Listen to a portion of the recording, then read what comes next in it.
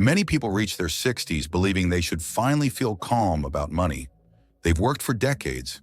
They've saved. They've paid down debt. They may even be objectively well prepared. And yet, something doesn't feel right. There is a quiet sense of unease that doesn't match the numbers. On paper, things look fine. In reality, security feels fragile. This confuses people because it contradicts the story they were told. The story was simple. Save consistently, avoid big mistakes, and security will eventually follow. For many, that story worked earlier in life. Progress felt real. Each year brought more stability. After 60, that relationship often breaks. People don't feel poorer, they feel uncertain. The mistake is assuming that insecurity always comes from lack of money. After 60, it often comes from something else. It comes from a shift in how money behaves in your life. Earlier in adulthood, money is dynamic. Income grows, opportunities appear. Mistakes can be corrected with time and effort. Money feels like something you actively manage and improve. After 60, money becomes more static. Income stabilizes or declines. Future earning potential narrows. Recovery from mistakes takes longer. The role of money quietly changes from growth engine to support system. Many people don't adjust their thinking to this new role. They keep evaluating security using old rules. That creates a mismatch. A structure that looks strong under growth assumptions can feel fragile under stability assumptions. This is where insecurity begins. Another source of discomfort is that financial decisions become more final. Earlier in life, reversibility is assumed. If something doesn't work, you adapt. You refinance. You change jobs. You restructure. After 60, reversibility is no longer guaranteed. Banks become cautious. Lenders shorten horizons. Eligibility rules tighten. Options that once felt automatic now require approval. Even when nothing has gone wrong, people sense this change. They feel the weight of fewer exits. That feeling is often misinterpreted as fear or anxiety. In reality, it is awareness. Another reason enough money doesn't feel secure is that risk changes shape. Earlier in life, risk is mostly financial. Market swings, job changes, debt levels. Later in life, risk becomes situational. Health risk, family risk, policy risk, timing risk. These risks don't respond to savings in the same way. You can't out-earn them. You can't always diversify them away. They require flexibility more than growth. Many people have enough money but not enough flexibility. Their wealth is tied up. Their cash flow is rigid. Their options are conditional. On a balance sheet, this looks fine. In lived experience, it feels unstable. This is why people with significant assets can still feel insecure. They don't fear running out of money tomorrow. They fear being unable to respond when life changes. That fear is rational. Another factor is visibility. While working, income arrives regularly. There is a rhythm that creates reassurance. After 60, income sources are fewer and less intuitive. Pensions, withdrawals, fixed payments. Money feels like it's leaving more than arriving. Even when totals are adequate, the direction feels different. Psychologically, this matters. Humans are more comfortable with inflow than drawdown. Spending accumulated money feels riskier than spending earned money, even if the math says otherwise. This creates a persistent sense of caution. People start asking themselves quiet questions they never had to ask before. How long does this really have to last? What if costs rise faster than expected? What if something unexpected happens? These questions don't come from panic. They come from realism. Another overlooked source of insecurity is responsibility. Later in life, money is no longer just about you. It is about spouses, adult children, grandchildren, sometimes aging parents. Financial decisions carry relational weight.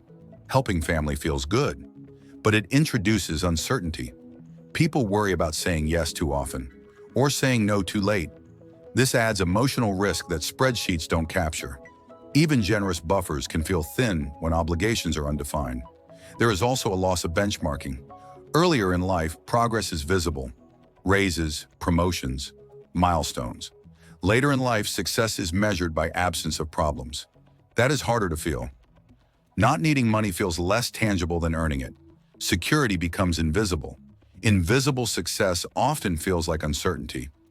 Another reason insecurity persists is that advice often lags reality. Much retirement advice focuses on numbers, not structure. It answers questions like, how much do I need?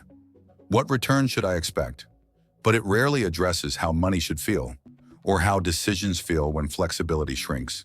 People follow the advice and still feel uneasy, then assume something is wrong with them. Nothing is wrong. They are reacting to a structural shift that isn't being acknowledged. After 60, security is less about how much you have and more about how easily you can adjust. Adjust spending, adjust plans, adjust responses to change. If adjustment feels hard, insecurity grows. This is why two people with identical finances can feel very different. One has room to move, the other feels locked in. That difference has nothing to do with discipline or intelligence. It has to do with design. Many people unknowingly design for optimization instead of resilience. They minimize waste. They maximize efficiency. They smooth everything out. Those strategies feel responsible, but efficiency removes slack, and slack is what absorbs shocks. When slack disappears, small uncertainties feel threatening. This is why people with enough money can still feel on edge. They don't lack resources, they lack margin.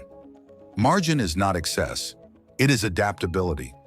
After 60, adaptability is the real definition of security. Without it, even good plans feel fragile. The discomfort people feel is often their intuition recognizing this gap. It is not telling them they failed, it is telling them the framework has changed. Understanding that difference matters. Because trying to fix insecurity by chasing higher returns or tighter control often makes the problem worse. The solution is rarely more optimization. It is almost always more flexibility. That idea feels counterintuitive to many people who built their success through discipline and control. But later in life, security comes from a different skill, the skill of leaving room. This is where the conversation needs to shift, not toward fear, not toward austerity, but toward structure. Understanding why insecurity appears even when money is enough is the first step. The second step is recognizing what kind of security actually works at this stage of life. Once you recognize that insecurity after 60 is structural rather than numerical, the feeling becomes easier to understand. It is not a failure of planning, it is a change in context. For most of adult life, financial confidence comes from movement. Income rises, savings grow, options expand. Progress creates reassurance. After 60, that movement slows or stops. Money is no longer something you build aggressively. It becomes something you depend on. That shift changes how security feels. Earlier in life, money works like momentum. If something goes wrong, you push harder, you earn more, you adjust faster. Later in life, money works more like balance. If something shifts, you must redistribute weight carefully. Recovery paths are fewer and slower. This alone creates unease even when the numbers are solid. Another reason insecurity appears is that redundancy quietly disappears. Earlier in life, there are many backup plans. You can delay retirement, you can change roles, you can move, you can rebuild. Later in life, some of those options narrow or disappear entirely. This doesn't mean people are trapped. It means the margin for error is smaller. When margin shrinks, the mind responds. What people often label as anxiety is actually awareness of constraint. Risk also changes form. Earlier in life, risk is mostly financial. Market swings, job stability, debt levels. Later in life, risk becomes situational. Health risk, timing risk, policy risk, family risk. These risks do not respond to money in the same way. You cannot out-earn them. You cannot always insure them fully. And you cannot postpone them easily. They require flexibility more than growth. This is where many people feel the disconnect. They have enough money, but their money is arranged in a way that assumes stability. Income is fixed. Expenses are fixed. Structures are locked. When everything is fixed, uncertainty feels threatening. This is why people with strong balance sheets can still feel insecure. They are not afraid of poverty, they are afraid of rigidity. Another contributor is the psychological shift from earning to spending. While working, money flows in regularly. Spending feels justified by effort. Later in life, spending often means drawing down what was accumulated. Even when the math is sound, this feels different. People become more cautious, not because they are irrational, but because drawdown feels irreversible. This creates a constant low-level tension. Questions appear that never mattered before. How long does this need to last? What if costs rise faster than expected? What if something changes suddenly? These questions don't indicate weakness. They indicate responsibility. Another subtle reason insecurity grows is that success becomes invisible. Earlier in life, progress is visible. Raises, promotions, milestones. Later in life, success looks like nothing going wrong, nothing breaking, nothing running out. Invisible success is hard to feel secure about. People are conditioned to respond to progress, not stability. So even when things are working, it can feel uncertain. Advice often makes this worse. Much financial advice for later life focuses on numbers. How much you need, what return to assume, how long money might last. These are important questions, but they don't address how money behaves when life becomes less predictable. They don't address flexibility. They don't address reversibility. They don't address what happens when assumptions fail. So people follow the advice and still feel uneasy. They assume something is wrong with them. It isn't. They are reacting to a mismatch between structure and reality. Security after 60 depends less on totals and more on adaptability. How easily can you reduce spending if needed? How easily can you access cash? How easily can you change course? Many people have never asked these questions. They know how much they have. They don't know how mobile their plan is. Uncertainty thrives in that gap. When people begin mapping flexibility instead of just assets, something changes. They stop obsessing over whether they have enough. They start understanding how their system would respond under pressure. That understanding alone often reduces insecurity. Another key shift is learning to accept unused capacity. Earlier in life, unused capacity feels inefficient. Cash sitting idle, credit unused, options left open. Later in life, unused capacity is safety. It is time. It is choice. It is the ability to pause instead of react. People who struggle with insecurity often struggle with this transition. They are disciplined. They are efficient. They optimize everything. Optimization removes slack. Slack is what absorbs shocks. Without slack, every uncertainty feels like a threat. People who feel calmer later in life tend to accept inefficiency. They allow room. They don't commit every resource. They design for adjustment, not perfection. This is not about fear.